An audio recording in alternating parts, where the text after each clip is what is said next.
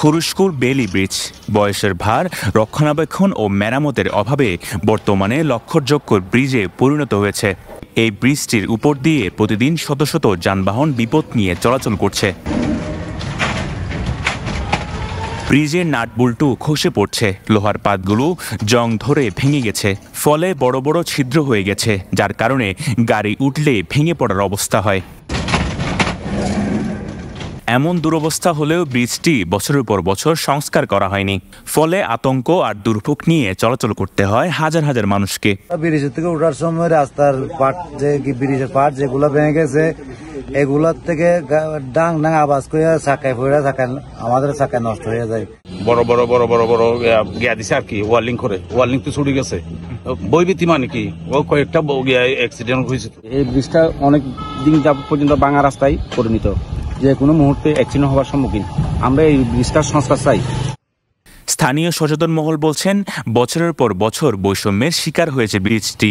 BNP নেতা সালাউদ্দিন আহমেদ ব্রিজটি উদ্বোধন করায় আওয়ামী লীগ আমলে জনদুর্ভোগ হওয়া সত্ত্বেও সংস্কার করা হয়নি।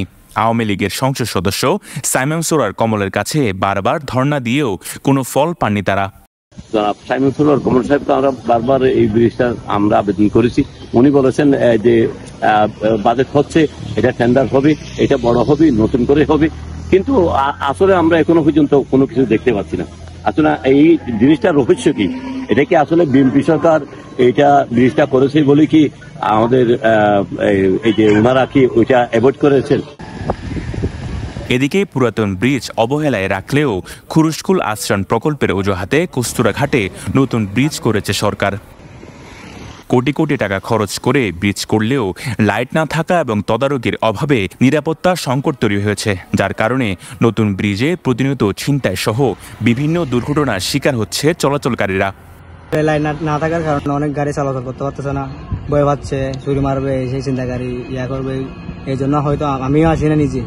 সন্ধ্যার পর থেকে এখানে অন্ধকার থাকে, ঘুটঘুটে অন্ধকার, যা চলাফেরার জন্য আমাদের সাধারণ যারা আমরা আছি অনেক রিস্ক, যেটা আমাদের মনে হচ্ছে।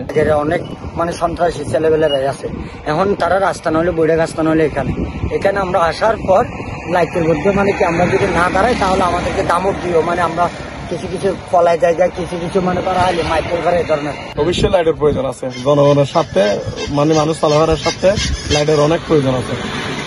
পুরাতন ব্রিজটি দ্রুত সংস্কার করে চলাচল উপযোগী এবং নিরাপদ করার দাবি স্থানীয়দের।